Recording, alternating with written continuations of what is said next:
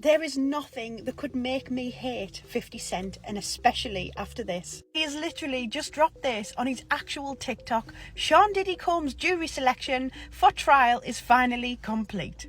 If only, because if anyone's going to shed some goss on Diddy, it's always going to be 50 Cent. The courtroom was completely quiet. All eyes were on 50 Cent as he walked up to the stand. No one expected him to show up, and no one expected what he was about to say.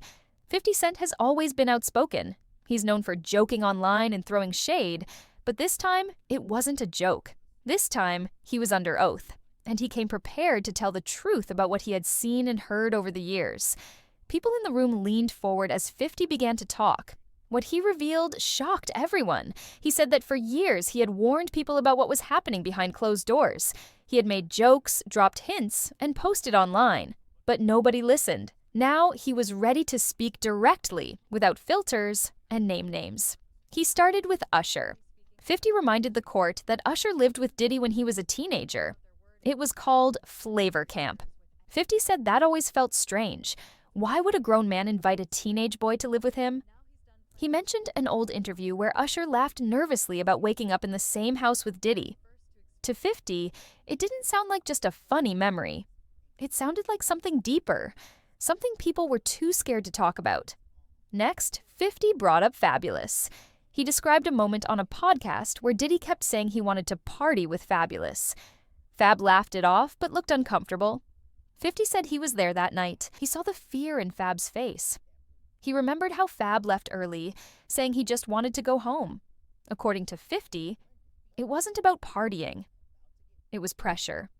And that pressure was something many artists had experienced. Then came Justin Bieber. This one hit hard. 50 said that when Bieber was still new to the music scene, he spent time around Diddy.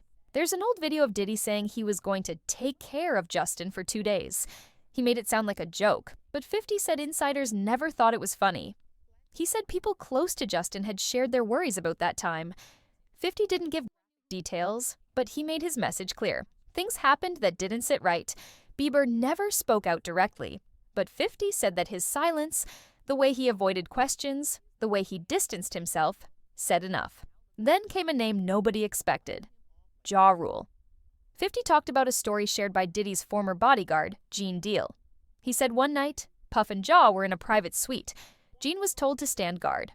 A few minutes later, Ja opened the door and said, "You might not want to come in here. It's a little freaky tonight." 50 said that line stayed with him. He said whatever was going on in that room wasn't just friends hanging out.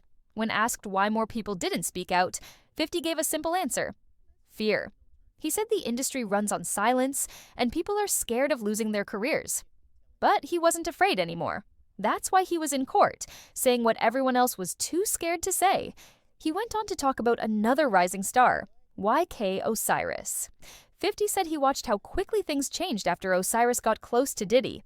There were expensive trips, flashy gifts, and then a big change. 50 said he had warned Osiris, just like he had warned others.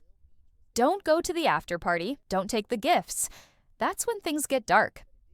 50 also mentioned how Osiris later had a public meltdown online. He was crying and saying he felt alone in the industry. 50 said that's what happens. Diddy shows you the good life, then leaves you confused and hurt. He even talked about Kevin Hart. There was a moment during a live video where Diddy joked about waking up with Usher. Kevin didn't laugh. He looked surprised, even a little scared. 50 said that face told a story, one of someone who had seen too much. Throughout his testimony, 50 kept saying the same thing. It's not about who people are behind closed doors. It's about power. It's about using that power to pressure others, to make them do things they don't want to do, and then forcing them to stay silent. At the end, 50 pulled a list from his pocket. A real list. He read names slowly. Usher, Justin Bieber, YK Osiris, Fabulous. Some names, he said, he wouldn't share yet. Not because he was scared, but because those people weren't ready to speak. But their time would come. The courtroom was still quiet when he finished. No one clapped, no one cheered, but everyone knew something big had just happened. 50 didn't just talk. He exposed a whole system. One where silence is bought, stories are hidden, and people are scared. He said he wasn't going to stay quiet anymore, not while more artists suffered. And as he left the stand, one thing was clear. This wasn't the end. It was just the beginning.